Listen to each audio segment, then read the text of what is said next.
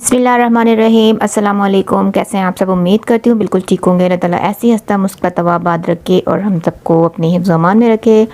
आज मैं आपके साथ बहुत ही मज़ेदार से स्ट्रीट स्टाइल के दही बड़ा की रेसिपी शेयर करूंगी। आज हम बना रहे हैं दही बड़े, नहीं दही बड़ा बनाएंगे। इसका साइज़ जो है थोड़ा सा बड़ा होगा, लेकिन ये बहुत ही टेस्टी बन के तैयार होते हैं, बहुत सॉफ्ट होते हैं। और इसके मैं फुल रेसिपी आपके साथ शेयर कर रही हूँ, चटनियों के साथ इसकी रेसिपी शेयर कर रही हूँ कि इसके साथ कौन सी चटनियाँ खाई जाती हैं। तो बिना स्किप के वीडियो को एंड तक देखिएगा और लाइक शेयर ज़रूर करिएगा। तो शुरू करते हैं आज की इस रेसिपी को। यहाँ पर एक बाउल लेते हैं, इसके अंदर हम बनाते हैं बड़े का बैटर। तो यहाँ पर 1 कप मैंने बेसन ले लिया है और हाफ़ टी स्पून इसके अंदर हम नमक डाल देंगे। 1 चुटकी इसके अंदर हम डाल देंगे बेकिंग सोडा। बेकिंग सोडा एक चुटकी हम इसके अंदर डाल देंगे और इसके बाद इसको हम मिक्स कर लेंगे। पहले इन चीज़ों को मिक्स कर लेना है, उसके बाद हमने पानी डालकर इसका बैटर तैयार कर लेना है। तो इसके बैटर में थोड़ी सी टाइमिंग ज़्यादा लगेगी क्योंकि हमने सॉफ्ट से बड़े तैयार करने हैं। और जब हम सॉफ्ट से बड़े तैयार करेंगे, जब टाइमिंग इसको हम पूरी देंगे इसकी बीट करने में, तो जो है हमारे बड़े बहुत ही सॉफ्ट से बन के तैयार होते हैं। तो यहाँ पर देखिए मैं इसको इस तरीके से मिक्सिंग कर रही हूँ। बहुत ज़्यादा इसको हमने थिक नहीं रखना है, वरना टाइट भी बिल्कुल नहीं रखना है क्योंकि वो हार्ड हो जाएंगे।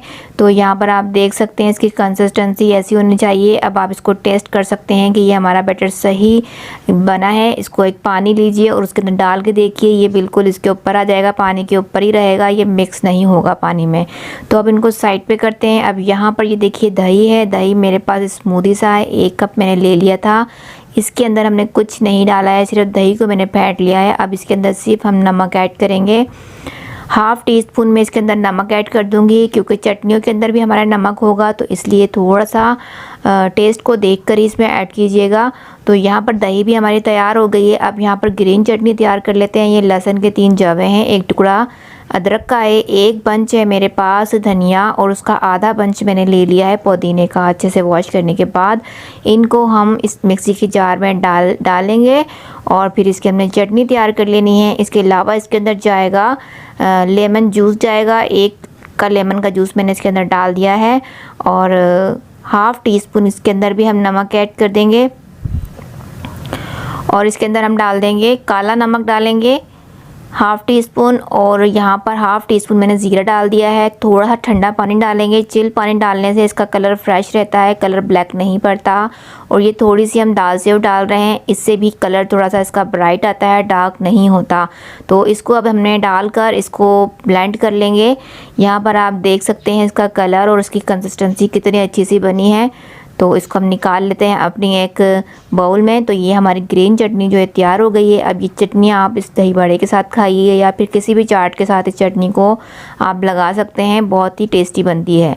अब यहाँ पर इमली की चटनी तैयार करते हैं। मैंने 4 टेबल स्पून गुड़ ले लिया है और यहाँ पर मैंने हाफ़ कप के करीब मैंने ले लिया है इमली का पल्प और हाफ़ कप ही मैंने इसके अंदर पानी ऐड कर दिया है। अब इसको मिक्स करेंगे। जब गुड़ हमारा इसके अंदर डिज़ोल्व हो जाएगा और पानी में बॉयल आने लगेगा, तो इसके अंदर हम डाल देंगे इसके फ्लेवर। हाफ़ टी स्पून काला नमक ऐड कर दूंगी, हाफ़ टी स्पून ही मैं रेगुलर नमक यूज़ करूंगी। और इसके अलावा इसके अंदर हम डाल देंगे भुना हुआ कुटा हुआ ज़ीरा डाल देंगे हाफ़ टी स्पून, जो कि काफ़ी अच्छा सा फ्लेवर देता है हमारी चटनी के अंदर। और 1 टीस्पून इसके अंदर मैं चाट मसाला ऐड कर दूंगी। तो अब इन सारी चीज़ों को इसके साथ मिक्स कर लेते हैं और इसको हमने इतना पकाना है कि इसकी कंसिस्टेंसी थोड़ी सी थिक हो जाए। अब इसका कलर थोड़ा सा डल है, तो इसके कलर के लिए मैं यहाँ पर कश्मीरी लाल मिर्च का यूज़ करूँगी। तो 1 टीस्पून में डाल दूँगी कश्मीरी लाल मिर्च। अगर आपके पास नहीं है तो रेगुलर मिर्च भी डाल सकते हैं। यहाँ पर आप देखें कितना अच्छा सा कलर आ गया है कश्मीरी लाल मिर्च डालने से। तो यहाँ पर इसकी कंसिस्टेंसी अभी थोड़ी सी पतली है, तो थोड़ी सी मैं उसको और पकाऊंगी। तकरीबन 2 से 3 मिनट तक हमने इस चटनी को पका लेना है मीडियम टू लो फ्लेम पर। तो ये वाली इसकी कंसिस्टेंसी हमें चाहिए। फ्लेम को ऑफ करते हैं और इसको निकाल देते हैं बाउल में और ठंडा कर लेते हैं। अब ऑयल को भी हमने गर्म कर लिया है, ऑयल हमारा अच्छे से गर्म होना चाहिए। अब यहाँ पर मैं एक स्कूप की मदद से ये बड़े तैयार कर रही हूँ क्योंकि थोड़े साइज़ में बड़े होते हैं, तो आप किसी भी बड़े से स्पून से इसको डाल सकते हैं।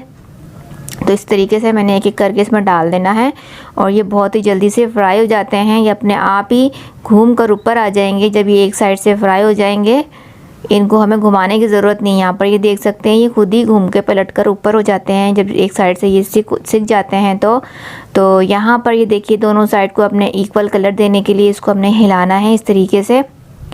और जब ये अच्छे से कुक हो जाएंगे अंदर तक तो इसको हमने निकाल देना है। मीडियम टू लो फ्लेम पर इसको हम पकाएंगे, लेकिन ऑयल में का टेम्परेचर जो है डालते टाइम अच्छा होना चाहिए। तो यहाँ पर पानी लेते हैं एक बाउल के अंदर और इन बड़ों को इन पानी के अंदर डाल देते हैं। तकरीबन कुछ सेकंड के लिए इसको इसमें बड़े रहने देंगे ताकि ये थोड़े से और सॉफ्ट हो जाएं। तो यहाँ पर तकरीबन मैंने 30-40 सेकंड के लिए इसको इस पानी में रहने दिया था और उसमें निकाल दिया है, पानी इसका रिमूव कर दिया है। अब इसकी सैम्पलिंग शुरू करते हैं। एक डिश ले लेते हैं जिसके अंदर हम सैम्पलिंग करेंगे। तो यहाँ पर इसको लगा देते हैं इस तरीके से कर। अब इसके ऊपर हमने जो दही फेंटा हुआ था वो डाल देना है और उसके बाद इसके अंदर हम डाल देंगे ये चटनियाँ। तो बहुत ही आसान सी ये रेसिपी है, हर कोई इसको इजीली बना सकता है, बहुत ज़्यादा खर्चा भी नहीं आता, लेकिन खाने में ये बहुत ही टेस्टी लगती है। तो आप इसको अपने अफ्तार टाइम में बनाकर अपने अफ्तार के दस्तरखान को बहुत ज़्यादा टेस्टफुल बना सकते हैं, क्योंकि ये सब की बहुत फेवरेट होते हैं, सब इसको बहुत ही शौक़ से एंजॉय करते हैं।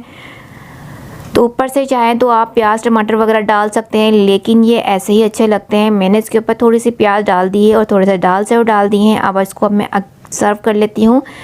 तकरीबन ये एक ही बड़ा चाहिए होगा एक की सर्विंग के लिए, तो ये काफ़ी रहता है। तो यहाँ पर मैंने ऐसी चटनियाँ डाल देनी हैं ऊपर से, और ऊपर से चाट मसाला डालकर इसको आप खाइए, एंजॉय कीजिए, सबको बहुत ही पसंद आएंगे। तो उम्मीद करती हूँ आज की मज़ेदार सी आसान सी रेसिपी आपको अच्छी लगी होगी।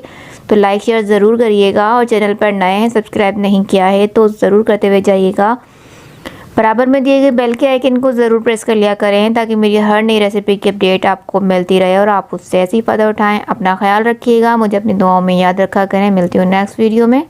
अल्लाह हाफ़िज़।